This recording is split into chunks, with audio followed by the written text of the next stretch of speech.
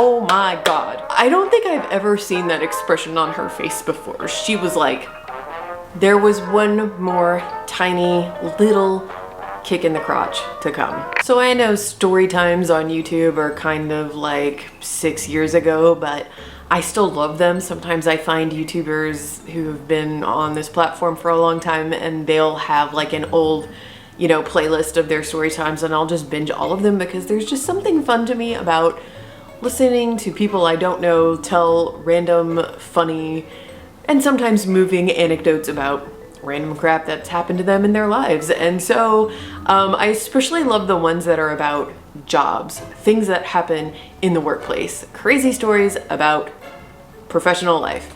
And I thought, you know, it's been in my head for a while that this might be a fun series to do as an author. Also, I won't lie, I'm still drowning in deadlines, guys. I am getting through it, but I just thought, you know, I don't want to go another week without putting a video up, and this would be an easy video to film. So I'm lazy. That's part of the reason that this is happening right now. Anyway, I have a lot of kind of crazy publishing stories, including not one but two stories in which I was dumped by a publisher. In one case, my contract was actually canceled. I'm gonna save that story for another story time. In this case, I was offloaded from one publisher to another, and that is the tale we are going to tell today. So in 2018, I launched a series with my co-author Kirsten Hubbard called Secrets of Topsy, and we wrote these under the names Kier Fox and M. Shelley Coates. We had a ton of fun with it. It's a middle grade series, and it was published by a house that is part of a very, very large, happy, super family-friendly entertainment company that's also super litigious, so we will just call it the Mouse House. We were very excited to be published by the Mouse House. I won't lie, we got what is one of the better deals that I have ever gotten for a middle grade book in terms of the advance. And we, you know, there were a lot of bells and whistles. We were given a marketing plan that looked, again, like pretty much the best marketing plan I had ever received for a book. And we were really excited about it. It was great. And it was a 2-book deal. And the first book came out in 2018. That's this one, called A Friendly Town That's Almost Always by the Ocean. And the second book came out the following year. It's called The Extremely High Tide. And that was it for this series because, you know, due to sales, poor sales, which really means mid-list, mediocre sales, aka it wasn't a bestseller, they decided they didn't want any more of this series. And all of the lead title status and bells and whistles that we had been promised kind of fell apart. We, you know, received our edit letter 6 months late, and our pub date was bumped back twice, and you know, things just kind of went, started out strong, but it kind of petered out. Anyway, so by the time 2020 rolled around, these 2 books were out. I knew that was it. That was the end of the series. I was sad because, you know, I really wanted to write more books in this series, and so did Kirsten, but I had accepted it. So that brings us to February of 2020. And I was invited, I was living in Dallas. I had been living in Dallas for just about a year, but I was invited to come back to New York and do a school visit in Brooklyn. And the honorarium they were gonna pay would pretty much cover the cost of my flight. And I was like, hey, trip to New York, why not? Of course, I had no idea at the time that the virus was already running rampant through the city, but hey, nobody knew. So I went to New York, and I had the school visit. It was fantastic. And then I was gonna get one kind of free day in New York and then fly back. I think it was on a Saturday. And so I had this whole day, and I jam-packed it with meeting up with people. I think this coincided with the ALA Midwinter Conference. So that meant that, you know, a lot of people were in town. My agent was in town. She lived in London, but she was gonna be in New York that weekend. So we were gonna meet up, and I just scheduled coffees, meals, drink dates, what have you, with like 4 or 5 editors that I was working with or had worked with in the past. And obviously I was just catching up with a lot of friends as well. So this particular day that all of this went down, it was February 6th, 2020, and I was having a great day. I think I started off grabbing a coffee with one of my former editors, and then I met up with my agent We had lunch with another editor, and then we were going to hop in a cab and drive to Scholastic and meet with my editor there to talk about what actually ended up turning out to be My Outer Half, which just came out, by the way, a couple weeks ago. So, having a great day. We finish up this lunch with my editor. My agent and I get in a cab to head to Scholastic, and she's looking at her phone, and her face goes kinda weird. And I was like, is everything okay? And she said, okay, I think I have some news. And she, we're sitting in traffic in Manhattan, and in this cab, and she's like reading. And then she basically tells me, okay, so it sounds like at some point today they're going to announce this publicly, but the Mouse House has decided that they are only going to focus on their own IP. Only the stories, the characters, the worlds, etc. that are Mouse House brand, and with like very, very few bestseller exceptions in terms of books. And they are actually offloading 1,000 plus titles of their backlist and current coming out list onto Hachette, which is one of the big 5 publishers. And I was like, okay, what does that mean? And she said, well, for you, it means that the 2 Secrets of Topsy books are now, and from here on out, going to be printed and published by Hachette. They are not Mouse books anymore. They are with Little Brown, which is a kidlit imprint of Hachette. And I just kind of laughed because I didn't really have skin in the game at this point. I knew the series was done, and this was just such a Mouse House thing to do. I mean, we'll just put it this way, it's not the worst thing by far the Mouse House has ever done to authors. But that's just me. And my agent, the reason her face had gone all funny is because she had, I can't remember, I want to say at least 2, maybe 3 clients who had contracts with the Mouse House for books that were not out yet. And they were also getting offloaded onto Hachette. Now, stop for a minute and think about what that means. It's not just like, oh, your contract magically changes over to this other house and everything progresses the same. No, I mean, you're getting a new editor, you're getting a new designer, you're getting a new team. You might be getting a new vision for your book. You're kind of starting over. And even though again, I was just kind of like mildly amused by all of this.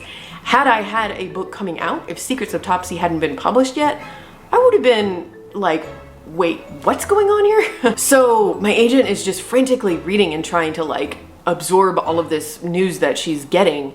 And she's like, apparently they're gonna just put it in Publishers Weekly later today, sometime, this afternoon. And nobody knew. This was so abrupt. So we get to Scholastic and we go in and we talk to the receptionist. We tell him we're there to meet with my editor and we're waiting for him to come down. And my agent asks me, do you mind if I just step into another room and just call my clients real quick? I want to let them know that this is happening before they hear it by just like Twitter, And I was like, of course. And as she was saying that, I glanced down at my phone and I saw an email notification.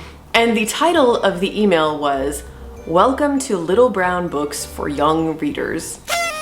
And I kind of held up my phone to my agent and I was like, you can call your clients, but I think they just found out. And she was, I don't think I've ever seen that expression on her face before. She was like, what? So she hurried off to call them and just like talk them through what was happening. But I just want you guys to imagine this for a moment. Imagine you have a book deal. Imagine, just to make it extra fun, that this is your first book deal, okay? This is your debut. You're being published by the Mouse House. It's amazing. You are beyond happy. When you wish upon a star, your dreams come true. Maybe you are in the middle of edits, and you've been working with your editor for a while and you're really happy with how your book is shaping up. Or maybe you're even past that and you're into copy edits, or you're getting like first and second pass pages. Maybe you've seen the proof. Maybe you've seen the PDF of like how your book's gonna look laid out. Maybe you've seen the cover already. You've got an illustrator.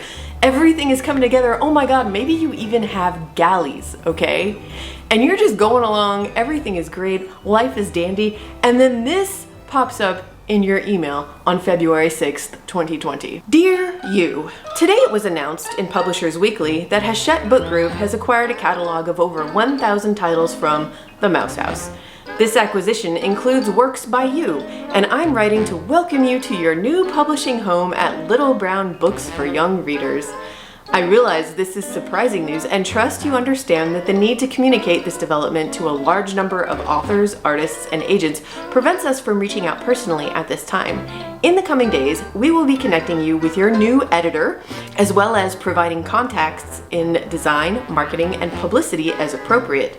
Meanwhile, I wanted to take this opportunity to say we are delighted to add this extraordinary collection of critically acclaimed, award-winning, and best-selling books to our list. Some of you already have a publishing relationship with LBYR, and many are new to our house.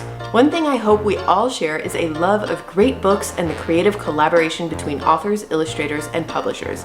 I'm confident that your titles will be a vibrant and important part of LBYR's future, and I look forward to getting to know you and your work in the coming year. As you may know, Hachette has been handling sales and distribution for the Mouse House for many years, so the transition of sales and fulfillment will be relatively seamless.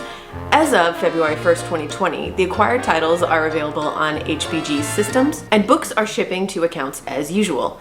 Managing the transition of editorial, design, production, marketing, publicity, and subrights functions will be a more complex process, and I appreciate your patience while we work to bring our team up to speed on these aspects. Our first step will be to focus on the over 100 not yet published titles in the catalog to ensure a smooth publication process for these books.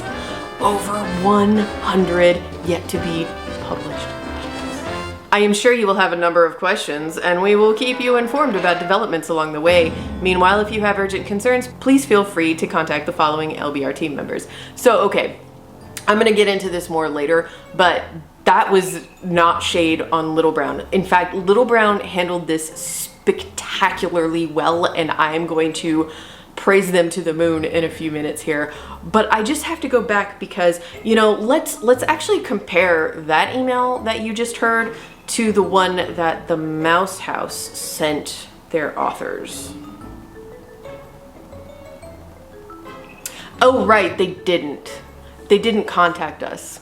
They didn't say a thing. I literally never heard from the Mouse House again.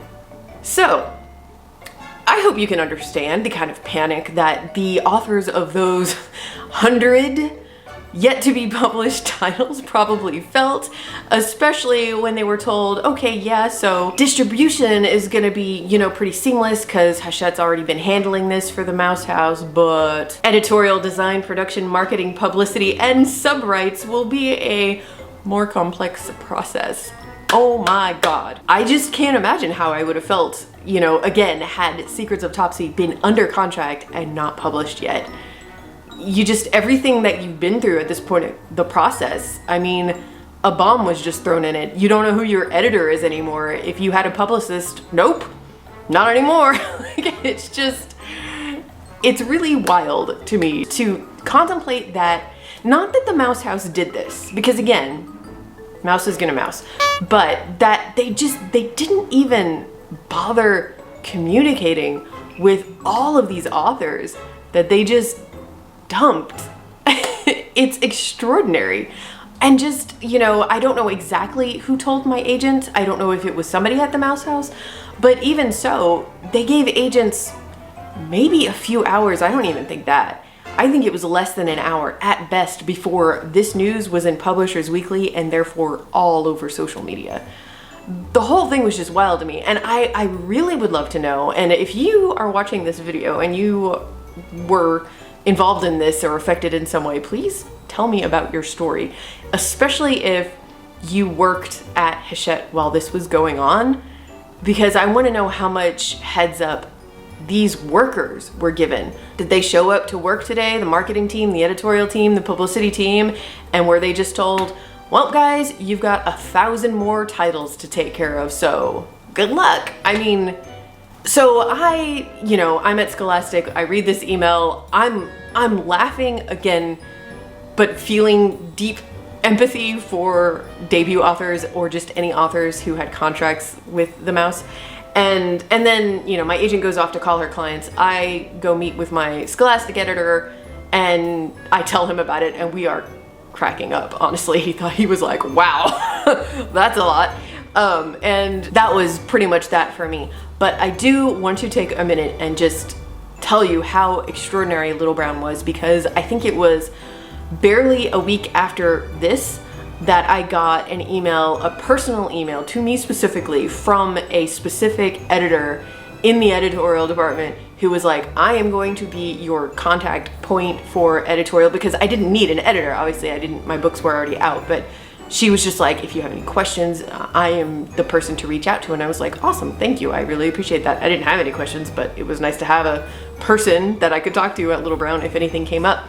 And then better than that, less than 2 weeks later, I got an email from the school and library team at Little Brown. And if you don't know, for middle graders, school and library, I mean, that's basically our marketing department. Not really, but to me it is, because I've always said this. I think school and library is the key to good marketing for a middle grade or, any kind of kidlit book, okay? And this email was fantastic. It was very, they introduced themselves, everybody on the team. It's not a big team. I think it was like 3 or 4 people.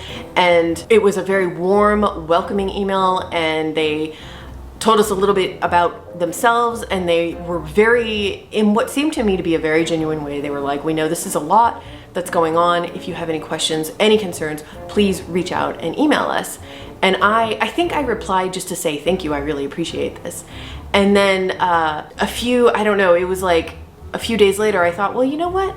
Since they reached out, I do school visits. I love school visits. And part of our original marketing plan at the Mouse House for these books included a school visit tour that they were going to put together. Like I said, this was the best marketing plan I ever had. Too bad it never came to fruition. And as a former teacher, I had spent a ton of time putting together like classroom presentations and worksheets and all kinds of things for these 2 books. And I wanted to do that. I wanted to do some school visits. So I reached out and I was like, kind of gave him a little bit of my backstory on that and said, I know you guys are probably just buried in work with all that's going on, but I'm here for school visits, and that would be cool. I just wanted to let you know. And someone immediately from that team emailed me back and sent me a form to fill out, and we were going back and forth, and they were working for me. And again, I have to emphasize this. Even in that original email that you heard, they said, rightfully so, that they would be focusing on the 100 plus titles that had not yet been published. And the people on the school and library team were still helping me set up school visits for these 2 books that were already kind of done and dusted, you know what I mean? They were awesome. Now, a couple weeks after that, you guys know what happened. March 2020, there were no school visits. Obviously, none of this ended up coming to pass. But they were just so communicative and so supportive, and I know that had the pandemic never happened, I really think they would have helped me set up, some great school visits to help sell some copies of these books. So I guess the moral of the story here is never trust the mouse. And if and when I ever go on submission with middle grade again, Little Brown is going to be at the top of my list. A+++. Cannot recommend them highly enough. I am just flabbergasted by how they responded to this. And I know that a lot of my traditional publishing videos always end up kind of sounding dark and scary and like doom and gloom. And the way the Mouse House treated their authors and continues to treat their authors is pretty terrible. But Little Brown, Hachette, 2 giant thumbs up for me, because they really took this like chaotic situation, and I feel like, at least from my perspective, they did their best to make all of the authors who were like, what is going on, feel really welcome and comfortable, with this whole transition and everything. So yeah. Wait. Remember when I said that I never heard from the Mouse House after that? I lied. There was one more tiny little kick in the crotch to come. A few weeks into the pandemic, I get a little manila, like very small manila envelope from the Mouse House. Not from a specific person, it was just their general address in the corner. And oh my gosh, how I wish I had taken video or photos of this in retrospect. Big mistake, but it's very thin. It's like a card, and I open it up and I pull out 2 of these, and they're in plastic sheets, and the plastic is like covered in dust. Okay, again, really wish I had taken photos of this. So it says, "Congratulations on your well-deserved recognition," and it's from the Junior Library Guild, because our first book in the series, A Friendly Town That's Almost Always by the Ocean, was a Junior Library Guild pick, which we knew, and that was really exciting. I mean, for middle grade books, I mean, that's to me a huge honor. And so we got little medals. They were in here, and these little cards, and I saw it and I was like, oh, I didn't know that the Junior Library Guild sent those. Well, okay, so that's nice. And I start laughing to myself because I'm looking at the dust on this packaging, and I'm like, oh. So the Mouse House is cleaning out the closets and sending all the garbage that belongs to the authors that they dumped out to get rid of it. Like, they're literally cleaning house, okay? I just thought that was funny. And then I was like, why did they send me 2 of them? Is this Kirsten's? Do I need to mail it to her? That's weird. And I open it, and it's for The Extremely High Tide, which is actually the second book in the series, because it was a spring 2019 selection for Junior Library Guild, and nobody ever told us. And I just laughed. I emailed Kirsten and my agent and her agent, and I was like, y'all want to hear something funny? It was like, I don't know.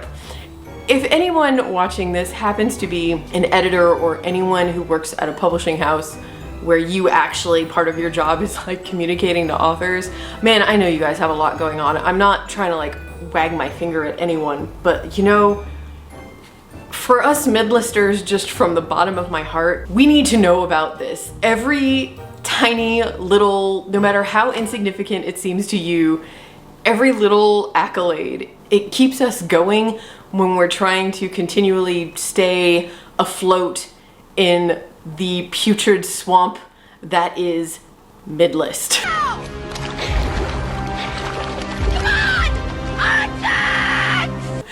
Please just tell us when good things happen to our books. Anyway, that is the story for now. Really quick before I go, I had the amazing honor and pleasure of being on the Slate Working podcast this week. It actually aired just this last Sunday, and I will link to it down below. I have been subscribed to this podcast for a long time. They interview creative professionals about their jobs, and it's fascinating. I love it. And so when I got a message through my website from the host saying, I like your YouTube channel, you want to be on this podcast? I was like, what? June, if you're watching, hi and thank you, because that was just so much fun. So that interview is up, guys. If you want to go listen to it, specifically, I talk a lot about ghostwriting, of course, to the surprise of no one. And it was so much fun, and I was just so honored to be invited. So yeah, link to that below, and I'm gonna try to get back to my normal videos soon. But anyway, thank you for listening to this, and I hope you guys have a great weekend, and I'll see you next week, hopefully with more videos. Bye.